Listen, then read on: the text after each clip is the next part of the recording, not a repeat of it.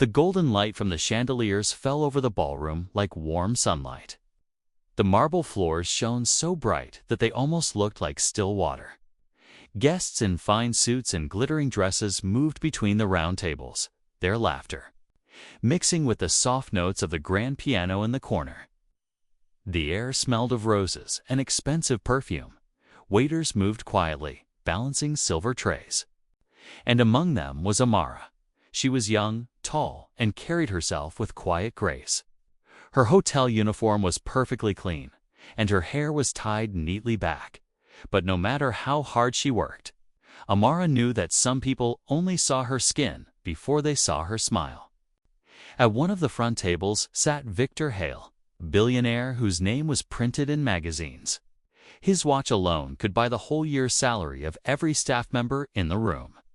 Beside him were three of his closest friends, all dressed in sharp suits and sipping golden champagne. They leaned toward each other, talking in low voices at first. But then one of them, a tall man with slicked-back hair, looked at Amara as she walked by and smirked. He whispered something to Victor, and the group burst into loud laughter. The sound cut through the music like a blade. Amara kept walking, pretending not to hear, but her chest felt heavy. When she returned with another tray of drinks, the same man called out to her, "Hey, waitress," he said, drawing the eyes of nearby guests. "Did you get lost on your way to the kitchen?" His friends laughed again, one of them covering his mouth in mock shock. Even Victor smiled faintly. Though he said nothing, Amara felt the sting of the words, but she kept her steps steady. She placed the drinks on the table with calm, practiced movements. The tall man wasn't done. He leaned back and said in a voice loud enough for half the room to hear, "I didn't know they let just anyone serve in a place like this." The laughter that followed seemed to bounce off the high ceiling. A few guests nearby glanced over, unsure whether to join in or look away. The pianist hesitated for a second before continuing his song. Amara stood there for a brief moment, tray still in her hands. She looked at the man, then at Victor, her dark eyes steady and unshaken. Inside, her heart beat hard, but her face showed no crack. She turned without a word and walked back toward the kitchen. Behind her, the billionaire's laughter echoed again, sharp and careless. In the kitchen, the air smelled of roasted meat and fresh bread. The other waiters moved quickly, avoiding her gaze. They had heard what happened. They had seen the smirks, but no one dared to say anything. One of them, an older waiter with tired eyes, quietly told her, "Don't let them get to you." "Amara." She gave a small nod, but her mind was far away. She thought of her mother, who used to tell her, "Your worth is not given by others. It's something you carry inside." Her mother had worked as a cleaner for years, saving every coin so Amara could finish school. Now Amara was working double shifts to send her younger brother to college. She didn't care about the suits or the money, but the way those men looked at her, as if she was less than them, burned deep. Inside, through the small window of the kitchen door, she could see the ballroom, the same table, the same men laughing over glasses of champagne. Her fingers tightened around the tray she was holding. A part of her wanted to stay back and avoid them for the rest of the night. But another part, stronger, fiercer, whispered that silence would only feed their pride. She took a deep breath and stepped toward the door. The music in the ballroom played on as Amara walked back into the golden light. Her footsteps were slow but steady. She could feel eyes on her as she approached their table again. Victor's friends noticed her and exchanged amused looks. One of them raised his glass in mock greeting. The tall man leaned forward, ready to throw another insult.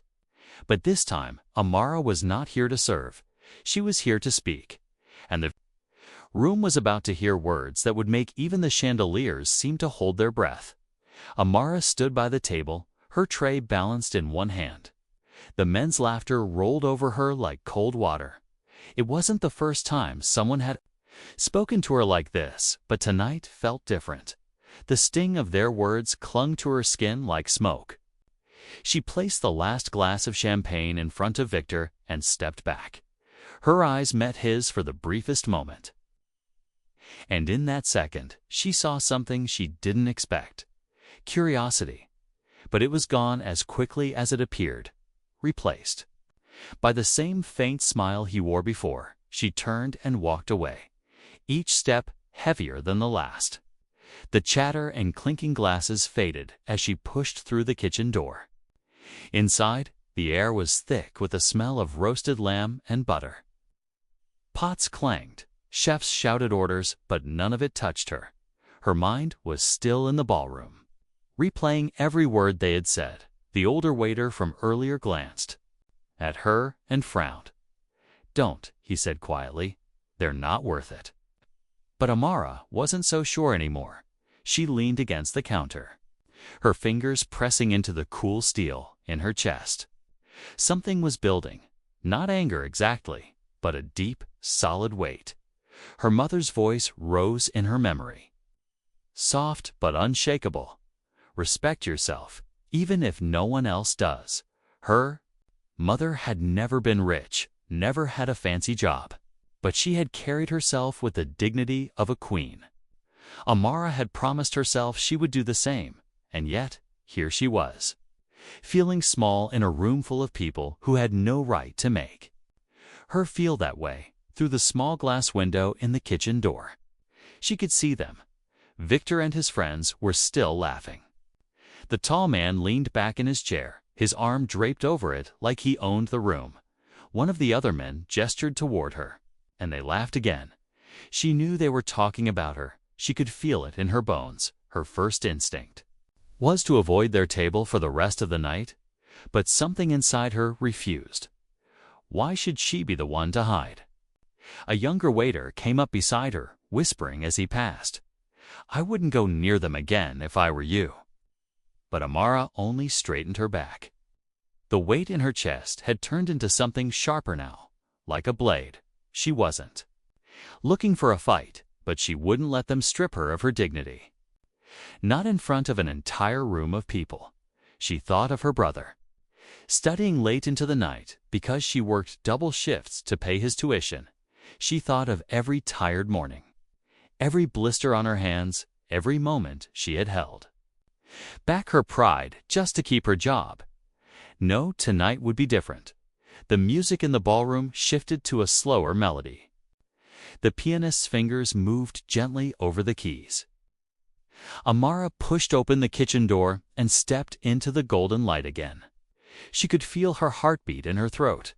The clink of silverware and low murmurs of conversation filled the space. But when her eyes met Victor's across the room, it was as if the rest of the ballroom blurred away. She moved toward their table, each step deliberate. Victor's friends noticed her and began smirking. One of them leaned toward the tall man and whispered something, making them both laugh. The sound scraped against her ears, but she didn't slow her pace. The guests at nearby tables glanced at her curiously. They could sense something was about to happen by the time she reached them. The tall man had already prepared another joke. He opened his mouth, but Amara spoke first. Her voice was calm, low, but it carried across the table like the steady sound of water against stone. "Would you like to hear a story?" she asked. The men looked at each other, confused. Victor's eyebrows lifted slightly. Without waiting for an answer, she continued. "It's about a woman who worked day and night to put her brother through school." She set the tray down and folded her hands in front of her.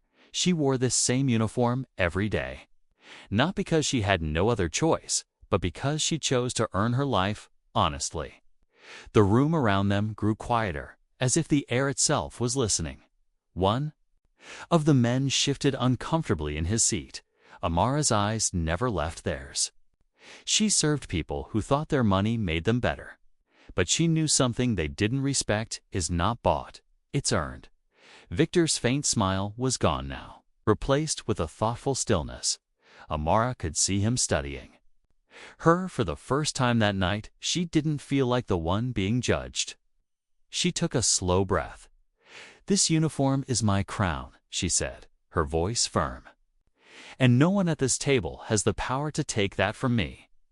The words hung in the air, somewhere across the ballroom. A fork clinked against a plate, but here, at this table, there was only silence. Victor's friends looked away, their eyes darting to their glasses. Even the tall man who had mocked her earlier had no joke left to give. Amara held their gaze a moment longer before stepping back. She turned to walk away, her head high. The weight in her chest was still there. But now it felt different, lighter, stronger, like it belonged to her. The ballroom felt different now. The music from the piano was still playing, but softer, almost as if the pianist had slowed down to listen. Conversations at nearby tables had faded into whispers. Every eye close enough to see, Amara had turned. Toward her, she stood by the billionaire's table, her uniform neat, her hands steady, her eyes calm but unyielding. The tall man who had mocked her before sat frozen with his glass halfway to his lips. Victor leaned back slightly in his chair, studying her with a look that was neither a smile nor a frown, but something more curious. Amara didn't raise her voice, yet it carried across the space like a clear bell. "I came into this hotel too. Work not to be entertainment," she said slowly. "Your laughter may be loud, but it does not make you greater." Her words landed like stones dropped into still water, each one sending ripples through the air. Victor's friends exchanged glances, shifting in their seats as though the chairs had suddenly grown uncomfortable. A few guests at other tables were leaning forward now. Drawn in by the sharp honesty in her voice, the tall man tried to smirk, but it faltered halfway. He opened his mouth as if to respond, but Amara didn't give him the chance. She took a step closer, her gaze steady. "My mother taught me that work is not shameful," she continued. "She told me that the uniform I wear is a sign of courage, because it means I earn every single thing I have." Her words were simple, but they carried weight. They were not just for the billionaires, they were for everyone in the room who had ever been looked down on.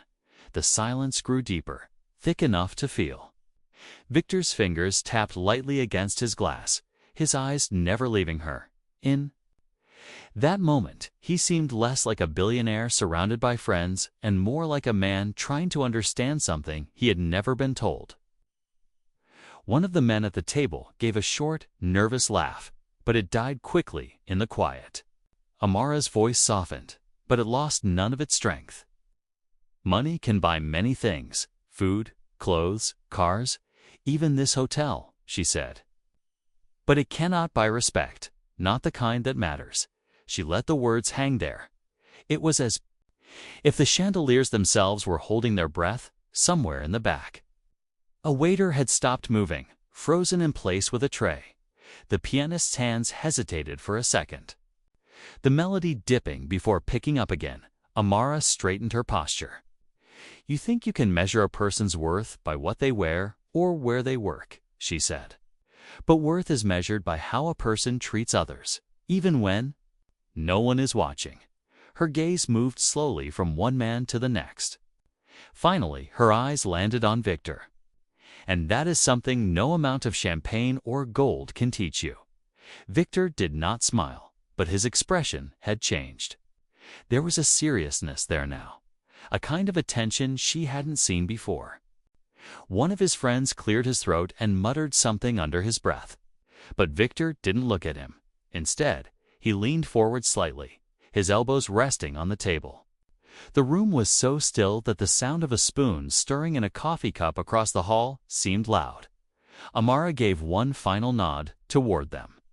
"I am here to serve your table," she said, "but I will never serve your arrogance." The word struck harder than any raised voice could have. The tall man lowered his gaze, his hand tightening around his glass. Another of Victor's friends shifted in his seat, clearly wishing the moment would end. But Victor stayed exactly as he was, his eyes locked on her like he was trying to read a language he had never spoken before. Amara stepped back from the table, her face calm. She didn't turn away immediately. She gave them just enough time to feel the weight of what she had said. Then she picked up her tray and began to walk. Every step she took away from that table felt lighter. Her heartbeat was still fast. But it was no longer from fear. It was from the strange, powerful calm that comes when you finally speak the truth you've been holding inside. She didn't look back, but she could feel the eyes of the entire room following her. She passed by a table of older guests, and one woman gave her a small, approving nod. A man in a gray suit smiled faintly, as if to say, "Well done." The air in the ballroom had shifted. People weren't laughing as loudly anymore. The billionaire's table was quiet, their earlier noise replaced with an uneasy stillness. Amara pushed through the kitchen door, and the heat of the stoves hit her immediately. The other waiters glanced at her as she walked in, their faces showing both worry and admiration. "What did you say to them?" One whispered. Amara didn't answer, only set her tray down and began to pour water into clean glasses. But inside, she knew this wasn't the end of it. Victor Hale was not the kind of man to forget when someone challenged him. The real question was, what would he do next? When Amara left the table, the ballroom felt like it was holding its breath. Her words still hung in the air, heavy and unshaken. Victor's friends avoided looking at each other. The tall man who had been the loudest sat frozen with his hand on his drink. Victor himself sat back in his chair, one elbow on the table, his eyes still on Amara's retreating figure for a few long seconds. There was only the soft music of the piano and the distant clink of cutlery. Then, from somewhere near the back of the room, a single pair of hands began to clap. It was slow, steady, and it cut through the silence like a spark in the dark. Heads turned, searching for the source. It was an older gentleman in a black tuxedo. Seated with his wife, he was smiling, his hands continuing to clap. A moment later, another person joined in, then another. The sound began to spread like ripples across water. Within seconds, the entire ballroom was filled with applause. Some guests stood, their hands coming together in loud, firm claps. Others stayed seated but leaned forward, their faces lit with approval. Even the pianist looked up from his keys, his fingers slowing as he took in the sight. Victor's friends shifted uncomfortably in their seats, their arrogance cracking under the sound. It wasn't just applause for Amara's courage, it was a quiet rebuke to the men who had mocked her. Amara was already in the kitchen when she heard it. At first, she thought it was just noise from a dropped tray. But when she glanced back through the small window in the kitchen door, she froze. She saw people clapping, some smiling, others nodding in her direction. Her heart thudded hard against her ribs. She had not expected this. She had only spoken because she could not stay silent any longer. But now the entire room seemed to be on her side, in the kitchen. One of the younger waiters grinned. "They're clapping for you," he whispered.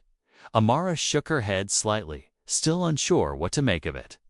Her instinct told her to keep working, to keep her head down. But something in her wanted to stand there and soak in the moment. Not because she wanted praise, but because, for once, she felt seen. Back in the ballroom, Victor lifted his glass but didn't drink. He kept his gaze on the kitchen door, as if waiting for her to come out again. His friends muttered among themselves, their voices low and sharp. One of them leaned toward him, saying something that made Victor's jaw tighten slightly. But he said nothing in return. The applause slowly began to fade. But the air in the room was still different. It was warmer, softer, touched by the spark Amara had lit. The hotel manager, a short man with nervous eyes, came hurrying to the kitchen. He stepped inside and closed the door behind him. "Amara," he said in a hushed voice, "what did you say out there?" She straightened, ready to defend herself if needed. "I told the truth," she replied simply. The manager stared at her for a long moment, then sighed. "Well, whatever you did. Half the guests are smiling and the other half are too embarrassed to complain." There was something almost like pride in his voice, though he tried to hide it as the evening went on. The mood in the ballroom shifted. Guests who had ignored Amara earlier now met her eyes when she served them. Some even gave her polite smiles or small nods of respect. Victor's table remained quieter than before. The tall man barely spoke, his earlier arrogance nowhere to be seen. Victor himself seemed thoughtful, his gaze following Amara each time she moved through the room. She didn't linger near them, but she felt his eyes more than once when dessert was served. Amara approached a table of foreign guests. One woman there, dressed in silver silk, leaned close and whispered, "That was very brave." Amara gave a small smile in return, saying only, "Sometimes you have to speak." The woman nodded knowingly. Nearby, a group of younger guests glanced toward her, their expressions somewhere between admiration and curiosity. The ripple of her words had spread further than she had expected. As the night drew on, the music softened again. Victor's friends began to leave one by one, offering quick handshakes or brief farewells. When only Victor remained at the table, he sat back in his chair, watching the last of the guests move toward the exit. He didn't look like a man who had lost face. He looked like a man who had found something worth thinking about. The applause earlier had not been for him, but he seemed more interested in the person who had earned it, somewhere deep inside. He knew this wasn't the last time he would speak to Amara. In the kitchen, Amara untied her apron, her shift finally over. She was tired. But there was a strange kind of lightness in her steps. She didn't know what tomorrow would bring. Maybe nothing at all. But tonight had given her something more valuable than tips or polite words. She had spoken her truth, and for once, the world had listened. The last of the guests were leaving the ballroom. The chandeliers still glowed warmly, casting long reflections on the polished marble floor. Amara was gathering empty glasses from a corner table when she felt a presence nearby. She looked up and found Victor Hale standing there, his tall frame blocking part of the light. His friends were gone. It was just him now. In his hand was a crystal glass half filled with what looked like untouched champagne. For a moment, neither of them spoke. Amara kept her eyes steady but neutral, the way she had been trained to. With difficult guests, Victor studied her face like he was trying to memorize it. Finally, he broke the silence. "What's your name?" he asked, his voice deep but calm. It wasn't the tone of a man giving an order. It was almost curious, Amara, she replied simply. Her voice was polite but not warm. Victor nodded slowly. "Amara," he repeated, as if testing the sound of it. "I've met many people in my life. Te mana, many who would say what you said tonight." She didn't answer, only shifted the tray in her hands and glanced toward the kitchen. If he expected her to blush or thank him for noticing, he was mistaken. "I wasn't trying to impress anyone," she said after a pause. "I was just telling the truth." His lips curved into the faintest smile. "That's exactly why it impressed me," he said. Amara raised an eyebrow slightly, but kept her expression composed. He took a slow sip from his glass, still watching her. "You must know people don't usually speak to me like that," he added. "I'm not one of those people who care about what others usually do," she replied without hesitation. Her words made his smile widen just a little. It wasn't often someone spoke to him without fear or flattery. Victor set his glass on the nearest table. "Tell me, Amara," he said. "If someone gave you the chance to speak in front of hundreds of people, the way you spoke tonight, would you take it?" She frowned slightly, unsure where this was going. "I'm a waitress, Mr. Hale," she said carefully. "I'm not in the business of giving speeches." He tilted his head, studying her with an intensity that was almost unsettling. "That's a shame," he said, "because I think you have something worth saying." The air between them felt heavier now, in the background. The pianist had begun packing away sheet music. A few hotel staff moved quietly, stacking chairs and clearing tables. Amara adjusted her grip on the tray. Why are you asking me this?" She finally said. Victor's gaze softened, though it still held that sharp focus. "Because," he said, "most people spend their lives waiting for someone else to speak for them, and you didn't." Amara didn't reply immediately. She was used to guests making comments, but not like this. Not from a man who could buy the entire hotel if he wanted. Still, she wasn't about to mistake his interest for kindness. "I said what needed to be said," she answered at last. "That doesn't mean I'm looking for an audience." Victor nodded as though he understood. But something in his eyes told her he wasn't done. A voice called from the doorway, the hotel manager, checking if Amara needed help. She shook her head, and the manager left. When she turned back, Victor was still there. "I hope you don't mind me saying," he began, "but I think you underestimate how much people listen when someone speaks with conviction." Amara's tone was calm but firm.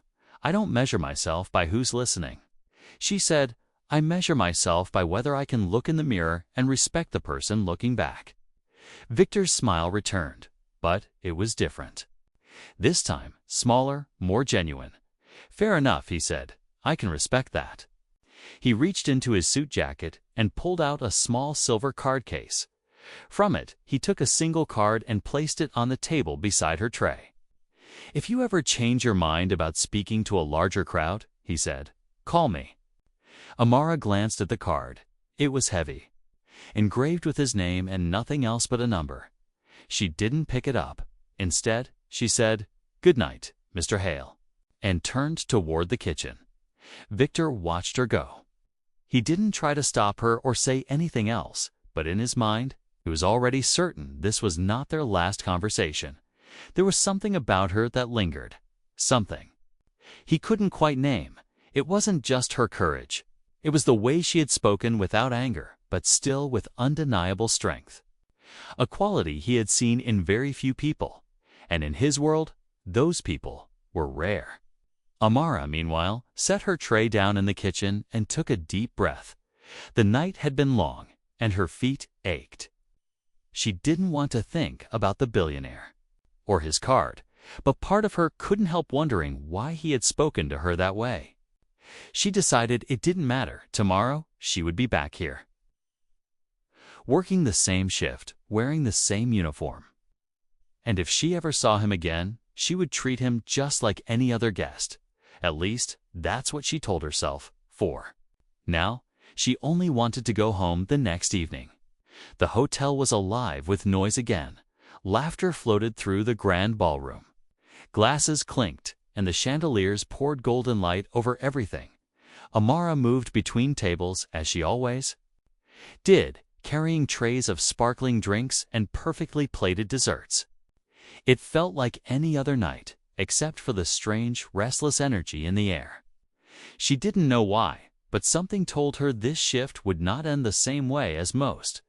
Outside, the city was wrapped in darkness, its skyline glowing with thousands of tiny lights. The sound of the wind shifted, carrying something heavy and mechanical. Then came a deep, rhythmic thumping. Faint at first, then louder. Guests near the tall windows began to look up from their meals. The thumping grew stronger until the glass trembled slightly in its frames. A waiter by the window froze, eyes wide. "That's a helicopter," he whispered. Within seconds, the noise was directly overhead. Shadows from the spinning blades flickered across the ballroom ceiling. People were standing now, murmuring to each other. Even the pianist's music faltered, the melody breaking as he turned his head toward the sound.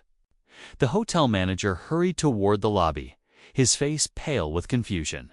Amara kept moving, placing a glass of wine on a table, though her curiosity was burning. She had worked here for years and had never seen a helicopter land on the hotel's private rooftop. A few moments later, the tall double doors at the end of the ballroom opened. Two men in dark suits stepped in first, scanning the room, and then Victor Hale walked in. He wasn't in a tuxedo this time. Instead, he wore a black tailored coat over a crisp shirt. The guests reacted instantly. Some whispered his name. Others straightened in their chairs as if meeting royalty. He walked with calm, deliberate steps, ignoring the curious stares. His eyes were searching for someone. Amara realized who he was looking for the moment his gaze locked on hers. Her tray felt heavier in her hands. She tried to keep moving. But he was already walking toward her. The other waiters stepped aside without being told. Victor stopped in front of her, and for a moment, the room seemed too quiet. His voice was clear, but not loud. "You left before I could finish what I wanted to say." She blinked, unsure how to respond. "I had work to do," she said simply. A faint smile touched his lips, but it didn't last. "This won't take long," he said. He reached into his coat and pulled out a small folded paper.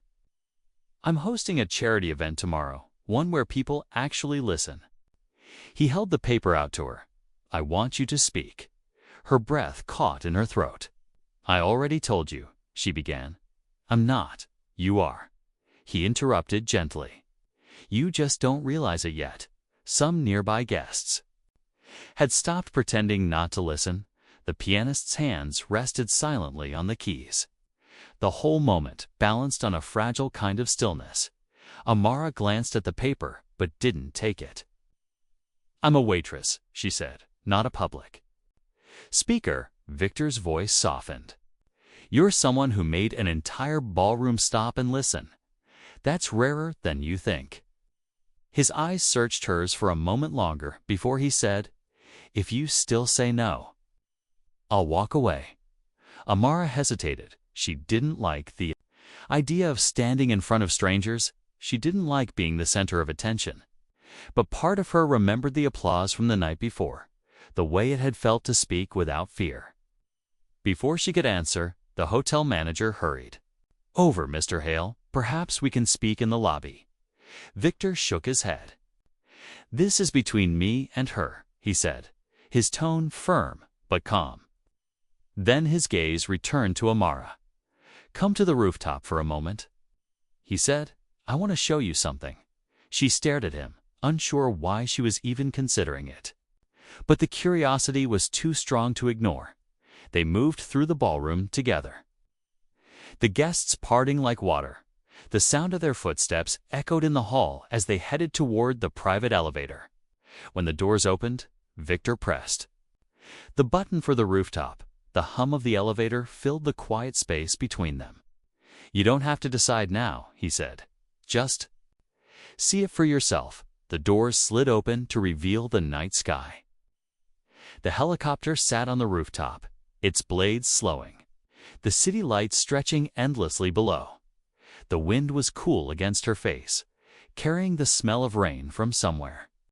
Far off, Victor stepped to the edge of the landing area and gestured toward the skyline. "This," he said, "is the view from a place most people never get to stand." He turned back to her. "And tomorrow, you could stand in front of people who matter and tell them something they'll never forget." Amara didn't answer right away. She just looked at the city, the noise of the streets far below mixing with the fading thrum of the helicopter. She didn't know if she was ready, but she did know one thing: this moment, this night, was changing something inside her. And once it changed, there would be no going back. The next evening came faster than Amara expected. She had barely slept, her mind turning over Victor's offer again and again. Part of her wanted to say no, to stay in the safe shadows of her work. But another part, the part that had stood in the ballroom and spoken her truth, would not be quiet. By the time her shift began, she still hadn't decided. The hotel was busier than usual. This time, the ballroom was set for Victor Hale's charity event. Tall crystal vases filled with white lilies stood at every table. Golden lights warmed the room, and waiters moved like clockwork. The air carried the hum of wealth and expectation. People in designer gowns and tailored suits filled the space, their laughter mixing with the music of a live string quartet. Amara was working as usual, weaving between tables with a tray of drinks. But she felt the weight of the folded paper in her pocket. The invitation Victor had given her. She had told herself she wouldn't use it, and yet here she was, standing in the very event it described. From the corner of her eye, she saw him across the room. Victor was speaking to a group of donors, but his gaze found her through the crowd.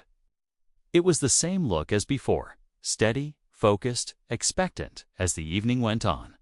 The host's voice rang out over the microphone, "Ladies and gentlemen, tonight we gather not just to give, but to listen." Victor took the stage, thanking the guests for their generosity. Then, to Amara's surprise, he said, "I want you to hear from someone who reminded me what respect truly means." He looked straight at her. "Amara, will you join me?" The room turned toward her like a tide. The clinking of glasses stopped. The music faded. Amara's heart pounded. She could have said no. She could have stayed in her place. But something in the silence urged her forward. She set her tray down and walked toward the stage. Her steps were slow but steady, the sound of her heels echoing against the polished floor. When she reached the microphone, she looked out at the sea of faces, some curious, some skeptical. A few smiling in encouragement. She took a breath.